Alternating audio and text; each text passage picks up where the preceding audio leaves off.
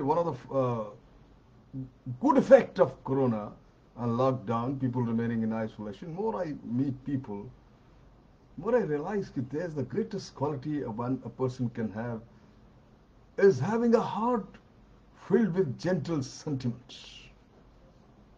My friend, gentleness has always been admired in men and women. This word gentle, it comes from an old French term meaning whole or high born.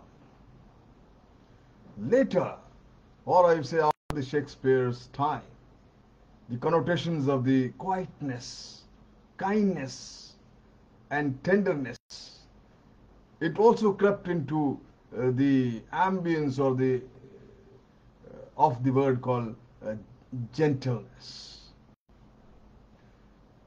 Especially in the modern turbulent times we live, the people of peaceful nature stands out amongst us. One who has found the secret of balancing his affections and his acts. He is actually or really a gentleman or a gentle person or a person having a heart filled with gentle sentiments. My friend, the meanest fear anybody can have is the fear of sentimentality. How often it robs life of grace and sweetness because we are afraid people will think of us soft. We hide tenderness under a cloak of sophistication always. We very promptly say thanks when we actually mean to say oftenly or almost every time we say so long when we mean actually to say I will be lonely without you. Too many of us, my friend, condemns true sentiments and live on the surface of things when we really want to speak and act from the heart. In the garb of etiquette and mannerism, we tend to ignore our true sentiments of hearts. We think we are sophisticated when actually we are casual and unsentimental, I suppose. You tell me, who is there so wise, so strong, that he or she does not need tenderness?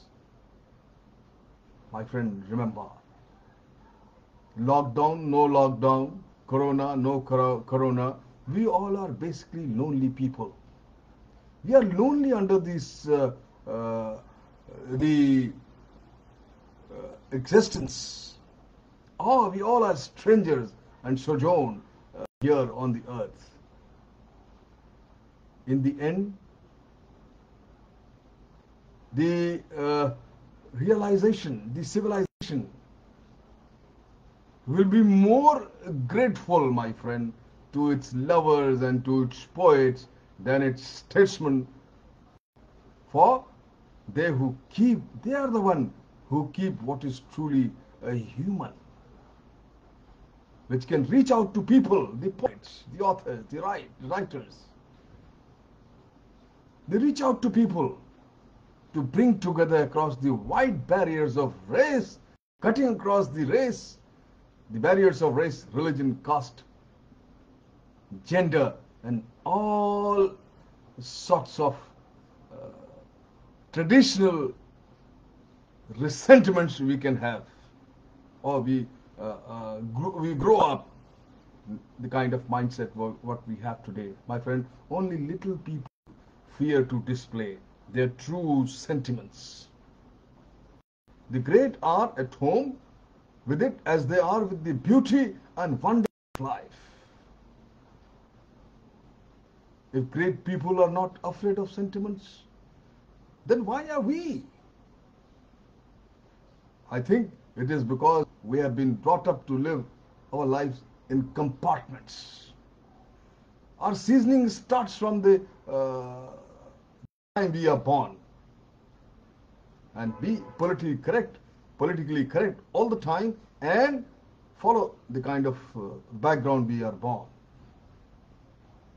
My friend, sentiments does not belong to business, we say. It does not belong to science, or it does not belong to even in our thinking about ourselves. The trouble is that the habits of mind which deprived us of the grace of sentiment grow more constricting every year. No child is born with really cold heart. I am sure, and the same thing is said in by a great author, Lin Yutang. You must have heard his name. This unpleasant trait is so thoroughly an adult fault that we often confuse coldness with maturity. What a society, what a sorry comment on our wisdom that we should deliberately choke down what is warmest and the best in us. And the rewards of our sophistication are very meager. For lack of sentiments does not so much make us objective and wise as cold of heart, insensitive, and fearfulness of life. How can we keep sentiments alive? The question comes here, my friend. Especially as we grow older. How can we restore the grace of sentiments when it seems to have fled? Our project, our first attempt, my friend, should be one of personal inventory. There are many hidden motivations behind our fear of sentiments. The next time you discard a warm and a generous sentiment impulse, ask yourself, my friend, from what am I protecting myself and why? Was it honesty that impelled me, or the wish to pose as a sophisticated, aristocratic person?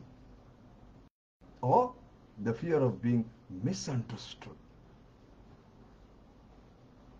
Once, my friend, these questions have been honestly answered, we will shed some of our false fears. To be sure, it is important not to gush, not to say what we do. Actually, we should not say anything what we do not mean at all. Just being true to ourselves, the total disregard of any kind of apprehension. दिल से निकले जो बात असर रखती है, पर नहीं पर ताकते परवाज मगर रखती है. Remember, but it is even more important to reject shrewdness and suspicion and respond to the sweet and moving things of life. Perhaps our greatest obstacle is the lack of leisure, the lack of balancing thought. Yes, I agree. Nothing indeed can gentle and sweeten our lives more than the deliberate setting aside of time for those things which have no foreseeable practical value. It is in the title, in these little things, that sentiment is the best gestures. Like the unexpected letter of appreciation we write to a friend whom we saw only yesterday, or even the gift given to someone simply because this reminds me of you. Try these things. Just a hello, just a smile. Just as they have the heart for sentiments, my friend, great people always somehow have the time as well to receive. They are very receptive. Last few days I met some people, they've inspired me so much. They are big people, rich people, successful people. But they fill their heart with so much of gentleness, with so much of sentiments. They think the reason for telling a lie. They are good, raw, whatever they feel they say, and it is acceptable, and it is realized and applauded and liked by everybody. My friend, fill your heart with sincere, genuine, gentle sentiments, and expresses accordingly, and you will bloom like a flower. Thank you very much.